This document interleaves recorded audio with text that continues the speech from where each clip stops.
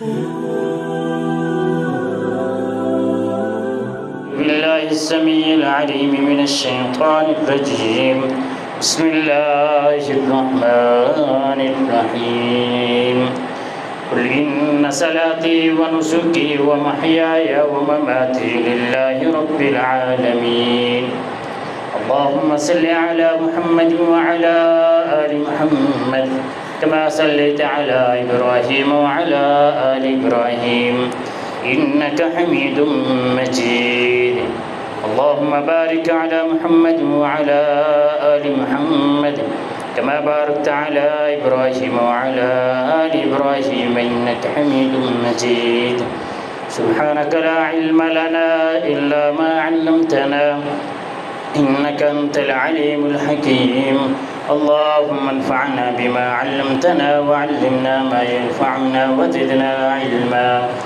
رب اشرح لي صدري ويسر لي أمري واحلل عقدة من لساني يفقهوا قولي.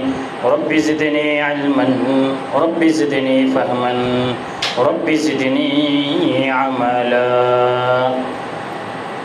حمد و ثنا اللہ وحدہ لا شریک کے لیے، درود و سلام حضرت محمد رسول اللہ صلی اللہ علیہ وآلہ وسلم کی ذات گرامی پر. محترم سامعین، عید قربان قریب ہے، جس کو عید الاضحیٰ کے نام سے یاد کیا جاتا ہے. جیسے ہی عید قربان قریب آتی ہے، بڑے بڑے اعتراضات قربانی کے اوپر لگنے شروع ہو جاتے ہیں. آپ نے بھی اس طرح کی تحریریں پڑھی ہوں گی، کچھ واقعات، کچھ ویڈیوز بنائی جاتی ہیں فرضی طور پر، جس کے ذریعے قربانی کے اوپر اعتراض کیا جاتا ہے کہ قربانی جانوروں کے اوپر ظلم ہے.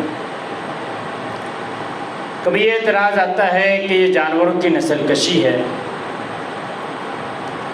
کبھی اس طرح کا اعتراض ہوتا ہے کہ اس کی کوئی فضیلت نہیں ہے، قربانی کون سا فرض ہے،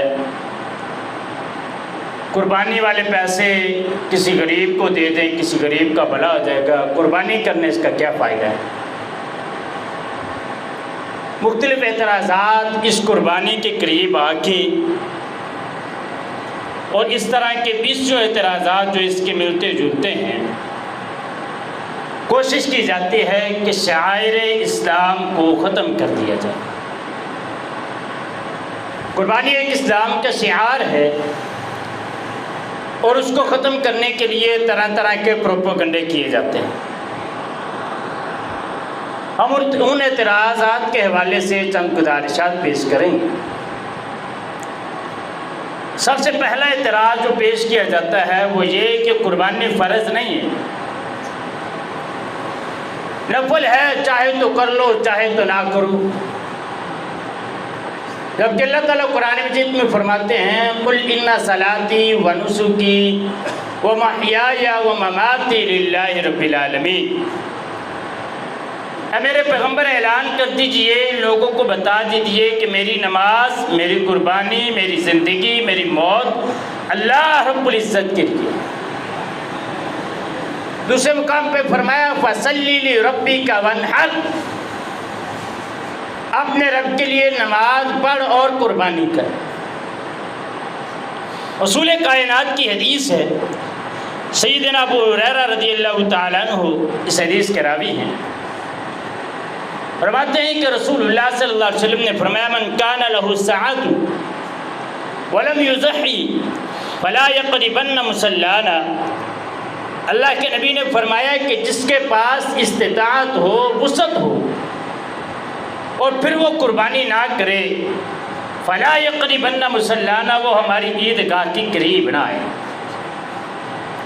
قرآن مجید کی آیات اور حدیث سے ثابت ہوتا ہے جس کے پاس استطاعت ہے اس کے اوپر قربانی فرض ہے، جس کے پاس استطاعت نہیں ہے اس کے اوپر قربانی فرض نہیں ہے.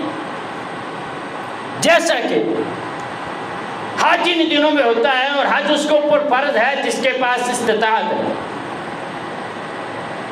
ومن حج البیت من استطاع الیہ السبیل، اللہ تعالیٰ نے قرآن مجید میں فرمایا حج اس کے اوپر ہے جس کے اوپر استطاعت ہے۔ اب استطاعت جو قرآن مجید میں آیا اس سے مفسرین لکھتے ہیں دو طرح کی استطاعت ہے حج کی۔ جن لوگوں نے حج کیا ان کو پتہ ہے کہ یہ کتنا مشقت والا کام ہے۔ دو طرح کی استطاعت ہے، ایک استطاعت مال کی بھی ہونی چاہیے اس کے پاس، دوسری استطاعت اس کے پاس سفر کی بھی ہونی چاہیے کہ وہ سارے ارکان مکمل طور پہ ادا کر سکے۔ لیکن ہمارے ہاں یہ بھی المیہ ہے کہ اپنی زندگی جوانی کی ساری اسی طرح گزار دیتے ہیں۔ اس وقت ہمارے پاس استطاعت ہو بھی نا تو بڑے بہانے ہوتے ہیں کہ کیا کریں جناب، پیسے نہیں ہیں لیکن وہ کاروبار میں پھنسے ہوئے ہیں۔ جب دیکھتے ہیں نا کہ اب مرنے کے قریب ہے، اب اس کی کوشش ہوتی ہے کہ میں عمرہ اور حج کر کے آؤں۔ جب وہ عمرہ اور حج کرنے کے لیے جاتے ہیں وہاں پہ اب ڈھونڈتا ہے کہ کوئی بندہ مل جائے جو ویل چیئر پہ مجھے عمرہ کروا دے اور ویل چیئر پہ ہی مجھے حج کروا دے۔ جبکہ اس کے پاس استطاعت تھی، مال کی بھی، جسم بھی اس کا قوی اور طاقتور تھا، اس وقت اس نے حج نہیں کیا۔ بعد میں وہ اس طرح کام کرتا ہے تو یقین کریں وہ مزہ نہیں آتا اس عبادت کے اندر جو مزہ انسان خود چل کے کرتا ہے اس عبادت کے اندر آتا ہے۔ یہ تو آپ کسی سے پوچھ رہے ہیں، ایسے بندے سے پوچھیں جس نے ساری زندگی اللہ رب العزت کے سامنے سجدہ کیا۔ اللہ تعالیٰ ہر کسی کو محفوظ رکھے، کوئی ایسی اس کے اوپر بیماری آ گئی ہے کہ وہ سجدہ کرنے سے محروم ہو گئے، سجدہ کرنے سے وہ محروم ہو گئے، تو پھر یاد رکھیں اس سے پوچھ کے دیکھیں کہ اس کی کیا فضیلت ہے اس سجدے کی اور اس کی کیا نیت ہے۔ اور چھوٹے چل سر، اس کی کیا اہمیت ہے اور کیا فضیلت ہے اس کی۔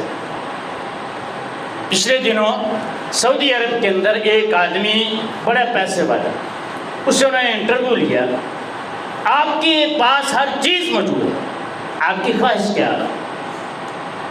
اس نے جو اپنی سب سے آخری خواہش بتائی نا وہ یہ کہہ رہا تھا، کہتا ہے کہ میری دلی خواہش یہ ہے کہ اللہ رب العزت میری بیماری، مجھے تندرستی دے دے، میری کمر کا، میری ٹانگ کا معاملہ جو بھی ہے وہ ٹھیک ہو جائے تو میں ایک مرتبہ اللہ رب العزت کے سامنے سجدہ کرنا چاہتا ہوں۔ اور یہ انٹرویو عربی چینل جتنے تھے ان سب کے اوپر چلا کہ اس آدمی کی یہی خواہش ہے کہ اگر اللہ تعالیٰ مجھے صحت دے دے تو میں یہ چاہتا ہوں کہ میں اپنے اللہ کے سامنے ایک مرتبہ سجدہ ریز ہو کے اس کا لطف حاصل کر سکوں۔ ہم اس لطف کو نہیں جانتے۔ رسول اللہ صلی اللہ علیہ وسلم کے ایک حدیث آپ نے فرمایا یا ایھا الناس علی کل اہل بیت فی کل عام اضحیۃ، لوگوں ہر گھر والوں پر ہر سال قربانی ہے۔ اب یہ جو حدیثیں ہیں ان حدیث اور قرآن مجید کی آیات سے واضح ہوتا ہے کہ جس کے پاس استطاعت ہے وہ قربانی کرے، اس کے اوپر فرض ہے۔ ایک اور حدیث ہے رسول اللہ صلی اللہ علیہ وسلم نے فرمایا من ذبح قبل ان یصلی فلیعد مکانہا اخری، جس نے عید کی نماز پڑھنے سے پہلے جانور ذبح کر دیا نا وہ دوسرا جانور ذبح کر، ان کو عید کی نماز سے پہلے قربانی نہیں۔ پھر فرمایا وَلَمْ يَذْبَحْ فَلْيَذْبَحْ، جس نے قربانی ابھی نہیں کی وہ چاہیے کہ وہ بھی قربانی کرے۔ یہاں پہ اب چلتے چلتے بات آ گئی ہے تو میں یہ مسئلہ بھی واضح کروں۔ ہمارے اکثر یہ پایا جاتا ہے کہ گھر والوں کی طرف سے قربانی ہوتی ہے، ساتھ اسے بڑے جانور کے اندر ہیں اور ساتھ ہم نے گھر والوں کو فکس کیے ہوتے ہیں کہ یہ اس کا، یہ اس کا، یہ اس کا۔ اب کرتے کہ ہم ایک بندہ نماز پڑھ کے آتے ہیں، عید کی نماز ٹائم سے پڑھ کے آ جاتا ہے، باقی گھر والوں نے بھی پڑھنی ہوتی ہے، انہوں نے پڑھنی ہوتی ہے 7 بجے، وہ 5:20 پہ 30 منٹ پہ پڑھ کے وہ گھر آ گئے۔ اب اس نے کسائی سے ٹائم لیا ہوا ہے، کسائی آ جاتا ہے وہ جناب ذبح کر دیتے ہیں جان۔ اب باقیوں نے تو اب عید کی نماز پڑھی نہیں تو ان کی قربانی کیسے ہوگی؟ جن کے حصے موجود ہیں ان سب کی عید کی نماز پڑھ کے آنا ضروری ہے اس قربانی کے لیے۔ یہ طریقہ نہیں تھی کہ ایک بندہ آیا اس نے آ کے عید کی نماز ایک پڑھ کے آ گیا، اس نے آ کے قربانی ذبح کروا کے باقیوں کے آنے تک وہ گوشت بھی بنا ہوا ہوتا ہے، جبکہ انہوں نے بھی عید کی نماز نہیں پڑھی، باقی جو 6 حصے دار۔ اس لیے ہمیں چاہیے اس چیز کا بھی خیال رکھیں۔ اچھا دوسرا ہمارا جو یہاں پہ مسئلہ پیدا ہوتا ہے، اکثر یہ سوال چلتا ہے، لو جی مقروض جو شخص ہے اس کے اوپر تو قربانی کوئی نہیں۔ اب اس دور کے اندر کون سا بندہ مقروض نہیں ہے؟ جو بندہ 10 لاکھ کا کاروبار کرتا ہے، وہ پارٹیوں کے پاس اس نے پیسے لینے دینے ہوتے ہیں، اس طرح کا قرضہ تو لین دین کاروبار میں چلتا رہتا ہے۔ اب اس کو بہانہ بنا کے کوئی قربانی نہ کرے تو یہ درست بات نہیں، یہ کوئی مقروض والی بات نہیں ہے، اور نہ کسی حدیث میں آیا ہے کہ مقروض بندے کی قربانی نہیں ہوتی، کہیں پہ بھی نہیں آیا۔ مقروض ہے کوئی بھی ہے، اگر اس کے پاس وسعت ہے تو وہ قربانی کرے۔ ایک بندہ مثال کے طور پر اس کے پاس 30,000 روپیہ ہے، 20,000 روپیہ اس نے کسی نے اس کو 4-5 دن بعد دینا ہے، تو وہ اس سے 20,000 روپیہ کسی سے ادھار پکڑ کے قربانی لے کے قربانی کرے، بعد میں اس سے پیسے لے کے اس کو دے دے۔ یہ سوال پیش اس لیے کیا جاتا ہے کہ اللہ کرے قربانی سے کسی طریقے سے جان چھوٹ جائے، اور ایسے قرض دار جس کو پتہ ہے کہ میری کمیٹی 1 یا 2 ماہ کے بعد میں نکلنی ہے، تو وہ بھی قربانی لے کے کسی سے پیسے ادھار لے کے قربانی کرے۔ اللہ تعالیٰ نے اس کو وسعت دی ہے۔ اگر تو ایسا مقروض ہے جس کے پاس اس کو پتہ ہے کہ یار پیسے آنے کوئی نہیں ابھی، کیا کریں، تو چلو پھر تو اس کی کوئی گنجائش، ویسے حدیث میں کہیں پہ ذکر نہیں ہے، لیکن پھر گنجائش نکلتی ہے کہ چلو یار اس کے پاس وسعت کوئی۔ لیکن جس کی دکان کے اندر 15 لاکھ کا مال پڑا ہوا ہے، اس نے 10 لاکھ پارٹی کا دینا ہے، 5 لاکھ کا اس کا مال پڑا ہوا، وہ بھی کہے کہ میں مقروض اور میں قربانی نہیں دوں گا، تو یہ درست نہیں ہے۔ اور قرض لے کے قربانی کی جا سکتی ہے، اس میں کوئی حرج والی بات نہیں۔ اب تیسرا اعتراض یہ پیش ہوتا ہے کہ قربانی چونکہ شاعر اسلام ہے، اب اس کو ختم کرنے کے لیے ایک اور بات آ جاتی ہے، وہ یہ کہ جناب جو قربانی کے پیسے جو ہیں آپ نے قربانی پہ جو لگانے ہیں، تو آپ کسی غریب کی بیٹی کی شادی کروا دیں۔ یہ بھی بڑا اعتراض ہے۔ بھائی قرآن مجید یا حدیث کے اندر کہیں پہ بھی اس طرح کی کوئی حدیث یا رسول اللہ صلی اللہ علیہ وسلم کا طریقہ موجود نہیں ہے کہ آپ کسی کی بیٹی کے اوپر اتنا خرچ کریں، یا اپنی بیٹی کے اوپر اتنا خرچ کریں اپنی وسعت سے زیادہ۔ وہاں تو وسعت نہیں دیکھی جاتی، وہاں تو یہ دیکھا جاتا ہے کہ پتہ لگے کہ جناب فلاں کی بیٹی کی شادی تھی، وہ یہ نہ کہہ دے کہ یار اس نے اپنی بیٹی کو جہیز نہیں دیا۔ جہیز دینا اپنی بیٹی کو، بہن کو تحفہ ہے، یہ اعتراض والی بات نہیں ہے، لیکن کہیں پہ یہ نہیں آیا کہ تم نے اتنا جہیز لازمی دینا۔ اور مسئلہ یہ اب قربانی کے موقع پہ اس کسی کی غریب کی بیٹی کی شادی کی یاد آتی ہے، محلے میں اس وقت یاد آتی ہے جب کسی نے گاڑی لی تھی محلے میں، اس کو جا کے کیوں نہیں کہا جناب آپ نے گاڑی لیا، وہ کسی کی غریب کی بیٹی بھی بیٹھی ہے، اس کو اس کی شادی کروا دیں۔ جب کسی نے 50,000 کا 60,000 کا لاکھ کا موبائل لیتا ہے کوئی، اس کو کیوں نہیں یہ نصیحت کی جاتی کہ جناب آپ اس طرح کریں، لاکھ کا موبائل نہ لیں، کسی کی غریب کی بیٹی بیٹھی ہوئی ہے محلے کے اندر، اس کی شادی کروا دیں۔ اس وقت یہ بات کیوں نہیں پیش کی جاتی؟ قربانی کے اوپر آ کے بڑے بڑے ملحدین یہ اعتراضات پیش کر دیتے ہیں، ٹی وی کے اوپر بیٹھ کے پورے پروگرام کر دیتے ہیں کہ جناب یہ اگر کسی کی غریب کی بیٹی شادی کر دی جائے ان پیسوں سے تو بہتر ہو سکتا ہے۔ یہ سارے اعتراضات شاعر اسلام کو ختم کرنے کے لیے ہوتے ہیں۔ بڑا مسئلہ یہ کہ اب غریب کی بیٹی کی شادی کی فکر ہے، اس کے کھانے کی فکر نہیں۔ جن غریبوں نے سارا سال گوشت نہیں کھایا ہوتا، انہوں نے اس عید پہ کھانا ہوتا ہے، ان کے لیے یہ فکر نہیں ہوتی، صرف اس کی شادی کی فکر ہے، پہلے اس کے لباس کی فکر نہیں تھی، اس کے کھانے پینے کی پہلے کوئی فکر نہیں تھی۔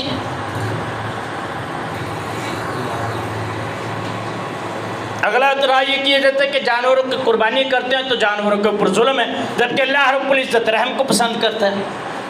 بھئی یہ شاعر اسلام ہے، اور یہ اللہ تعالیٰ نے جو سسٹم بنایا ہوا ہے، کبھی دیکھا آپ نے بڑے پرندے چھوٹے پرندوں کو کھاتے ہیں، چھوٹے جانوروں کو کھاتے ہیں، اللہ تعالیٰ نے ایک سسٹم بنایا ہوا ہے۔ جانوروں کے اوپر ظلم ہے، سارا سال برائلر گوشت ذبح ہوتا رہتا ہے، اس وقت نہیں میں یہ یاد آتا کہ اس کے اوپر برائلر کے اوپر بھی ظلم ہو رہا ہے۔ سارا سال بکرے کا گوشت چلتا رہتا ہے، اس وقت نہیں میں یہ یاد آتا کہ یہ جانوروں کے اوپر ظلم ہو رہا ہے۔ قربانی کے موقع پہ آ کے ہمیں سارے ظلم یاد آ جاتے ہیں کہ یہ جانوروں کے اوپر ظلم ہو رہا ہے اور جانوروں کی نسل کشی ہو رہی ہے۔ یہ سارے ہمیں اس وقت کی عادت ہے. سارا سال کروڑوں کی مرغیاں ذبح ہوتی ہیں، کروڑوں کے حساب سے مرغیاں ذبح ہوتی ہیں سارا سال. کبھی ہمیں یاد نہیں ہوتا کہ یہ بھی ان کے اوپر ظلم ہو رہا ہے. یہ سارے قربانی سے راہ فرار کے اختیار کرنے کے بہانے ہیں سارے. اور پھر یہ اعتراض ہے کہ اگر جتنے جانور ذبح کیے جائیں تو جانوروں کی قلت پیش ہو جاتی ہے. یار قرآن مجید میں اللہ رب العزت کہہ رہے ہیں وَمَا أَنفَقْتُم مِّن شَيْءٍ فَهُوَ يُخْلِفُهُ، جو بھی تم اللہ رب العزت کے راستے میں خرچ کرو گے اللہ رب العزت تمہیں اس کے بدلے میں دے دیتا ہے. یہ قرآن مجید میں اللہ رب العزت کہہ رہے ہیں کہ جو بھی تم اللہ رب العزت کے راستے میں خرچ کرو گے اللہ تعالیٰ تمہیں اس کے بدلے میں دے دے گا. تو ہمیں پریشان ہونے کی کیا ضرورت ہے جب اللہ رب العزت نے قرآن مجید میں کہہ دی ہے کہ اللہ تعالیٰ تمہیں اس کے بدلے میں دے گا. ہمیں یہ اعتراف پر پیش کرنے کی کیا ضرورت ہے کہ جانوروں کی قلت ہو جائے گی. ہمیں جو حکم دیا گیا ہے ہمیں اس کے اوپر عمل کرنے کی ضرورت ہے، اس میں نکتہ چینیاں کرنے کی ضرورت نہیں. آج کل حالات تھوڑے ٹائٹ ہیں، مہنگائی بہت زیادہ ہے، کاروبار مندہ ہے، کیا کریں قربانی نہیں کر سکتے. کیوں بھی قربانی کیوں نہیں کر سکتے جناب؟ کاروبار بہت مندہ ہے، کیا کریں، مہنگائی بہت زیادہ ہو گئی ہے.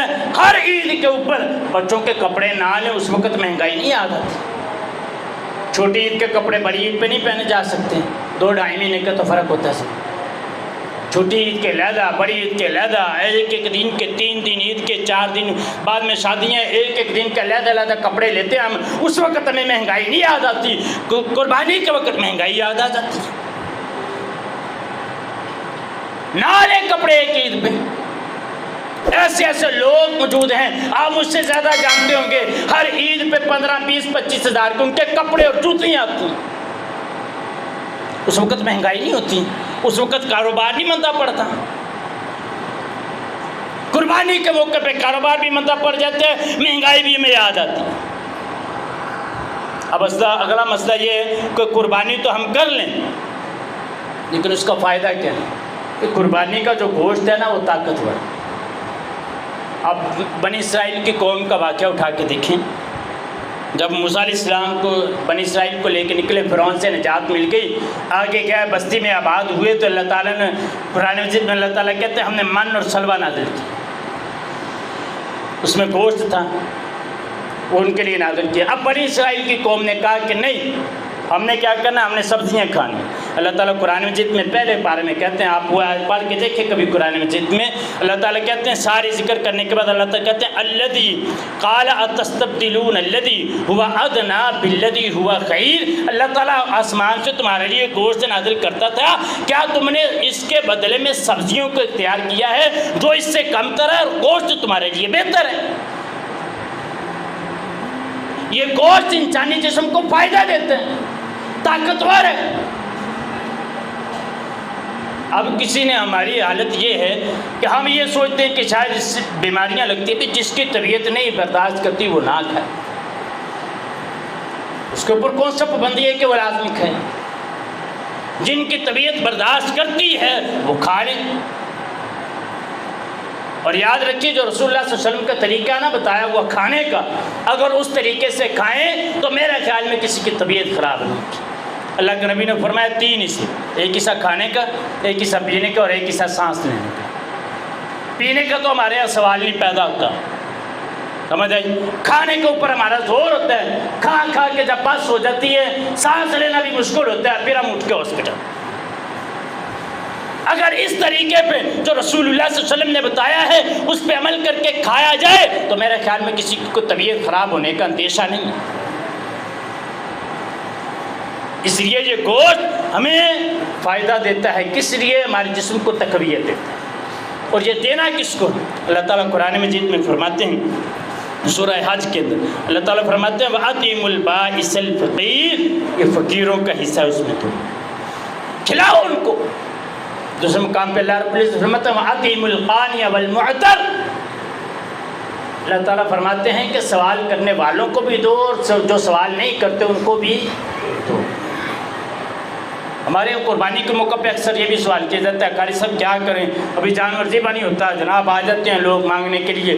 وہ اللہ تعالیٰ قرآن مجید میں کرے آتیم القانع والمعتر، سوال کرنے والوں کی بھی دو، جو سوال نہیں کرتا اس کو بھی دو۔ عید کے موقع پہ جو جیسے آتا ہے، جو قرآن کا حکم ہے اس کے اوپر عمل کریں، دیں جتنی گنجائش ہے، جتنا آپ نے تقسیم کرنا ہے کریں اس کو تقسیم۔ اور تقسیم کے اندر یہ بات یاد رکھیں، یہ جو ہمارے یہاں تقسیم اکثر پوچھی جاتی ہے نا کہ یہ تقسیم کے 3 حصے ہیں، ایک حصہ پتہ نہیں کدھر، ایک حصہ ادھر، یہ حدیث میں کہیں بھی نہیں آئے کہ گوشت کے 3 حصے کریں۔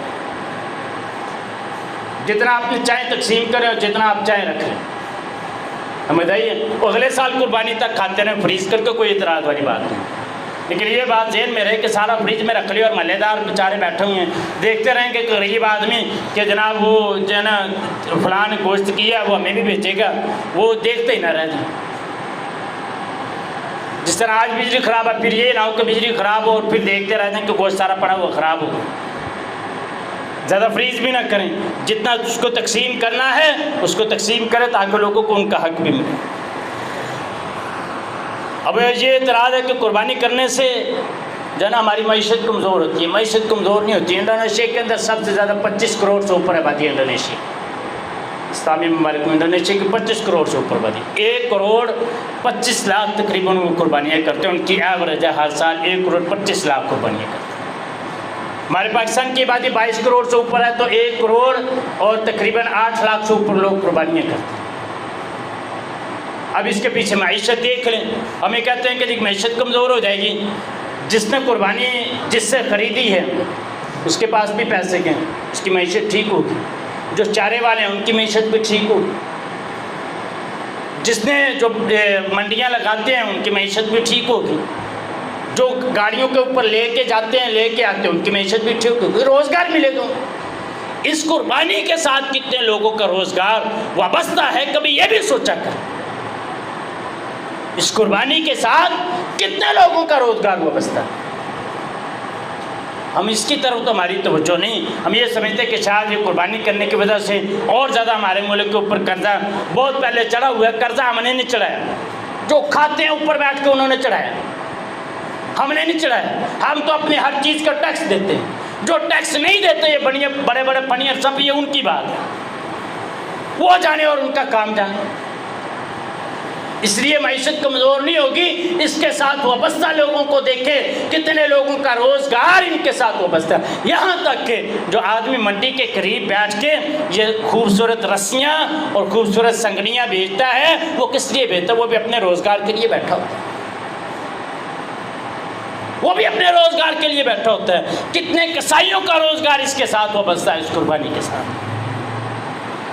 کتنے ایسے لوگ ہیں جو صرف دیہڑیوں کے اوپر کسائیوں کے ساتھ غریب لوگ مل کے جانور کرواتے ہیں ساتھ، اور ان کا بھی روزگار اس کے ساتھ وابستہ ہے۔